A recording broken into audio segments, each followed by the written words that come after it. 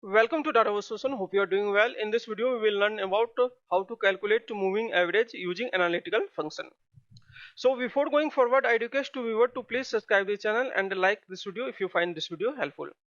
Now let's get started and learn what is moving average first. A moving average in Snowflake SQL calculates the average of subset of data point within a specific window, which smoothing out short-term fluctuation and highlighting long-term trends. Window clause extend the order by clause and can only be used if order by clause is present. This window clause can only be used if order by clause present in query.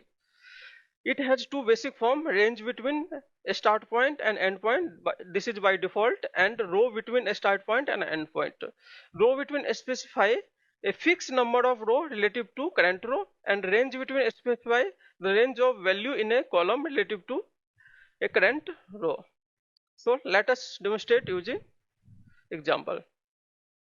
Here I am creating employee table with this structure of employee table: employee ID, data type, these are integer, and varchar mainly, and first name, last name, department also integer, hire date, this is the date data type, and salary is decimal data type. Okay, here employee table calculated, you can see here in result set. Let's insert sample data into employee table.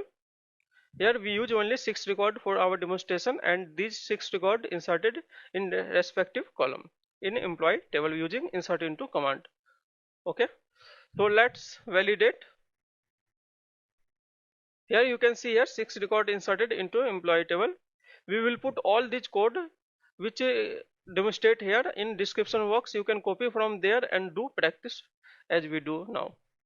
So let's understand analytical function. Here I am selecting employee ID, first name, last name, salary from employee table, and we use here analytical average.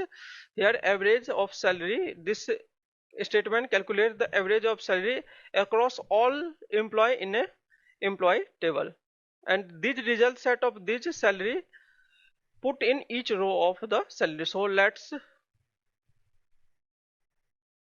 here execute this statement, and you can see here this statement calculate the average salary of each employee in employee table across all employee ID. If you select here, and you can see here 58333, you can see here 5800, this is the round off, but here is the actual salary of each employee. Okay, so if I copy this and put into Excel, so you understand better, and go to here, let's calculate using average. You can see here 5833.33. Okay, so that is the average salary using analytical function. Okay, now use here partition by department ID, and still we do not use here order by clause. So this statement and this statement here, this calculate average salary across all employee, and this statement here selecting same employee ID, first name, last name, salary, and department, and we calculate here average salary across each department. Okay, and put this result set in each department. So let's understand first, calculate this, and you can see here these are the department, and these in this department these are the average salary. In same way these are other department, and in each department here is the same salary. Result set is put in each row of each department. Okay, you can understand here. Okay, now when using average with order by clause, it's default calculate the average of first row to current row. So let's calculate moving average now. This is the main topic of this video. So in this statement we calculate here moving average, which selecting here employee ID, first name, last name, and salary, and we calculate here moving average using this analytical function. Here this calculate moving average from first row to current row. For in this example, here is the first row, also this is the current row. So this is the, so let's execute and understand first. Here is the first row and this is the current row. So moving average is same 50,000. And now go to this here, and then if you calculate this, then moving average is 52,500. Okay, Now if you calculate this sum of these and divide by 3, then this is the average. Now if we go here for the employee ID 4, then this is the sum of this and divide by 4. Now go to here, this is the sum of all 5 and divide by 5. So this is the moving average from first row to this fifth row.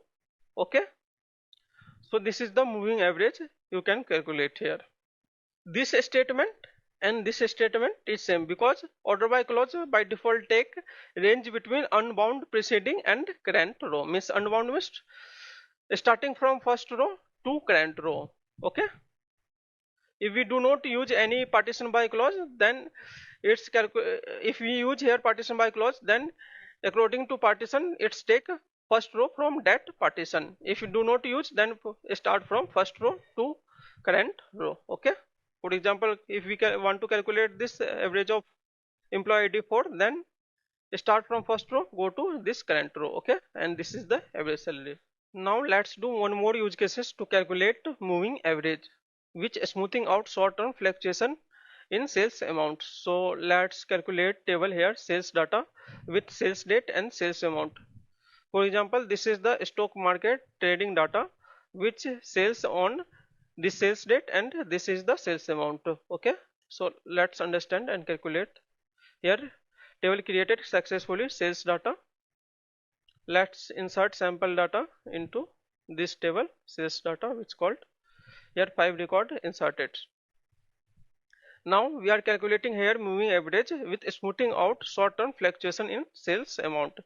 For example, this is the stock market data on sales date. In on this date, 1st of Jan, this is sales amount, 2nd of Jan, this sales amount. So I want to calculate here moving average with two preceding with current row.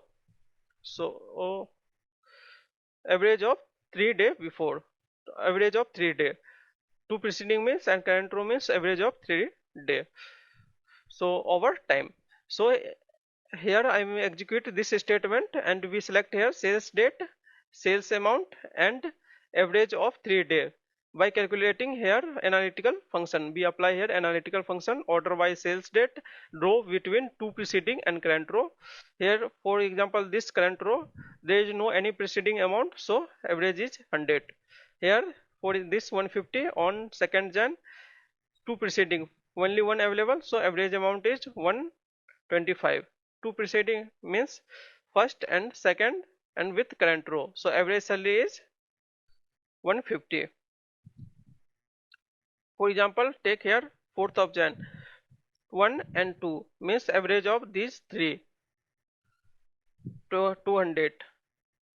Now at last average of these three 250. So we calculate here short term trend over time. Okay, if you want to calculate short term 7-day trend, you can put here 7-day preceding. If you want to calculate 30-day trend, you can put here 30-day preceding. If you want to analyze this stock market or trading data using this analytical function, you can do using moving average and do apply your trending in your day-to-day life. So this is the one more use cases. So congratulations, in this video you know how to calculate moving average. So that's all about in this video. If you find this video helpful, please subscribe this channel and like this video. Thank you for watching. Have a nice day.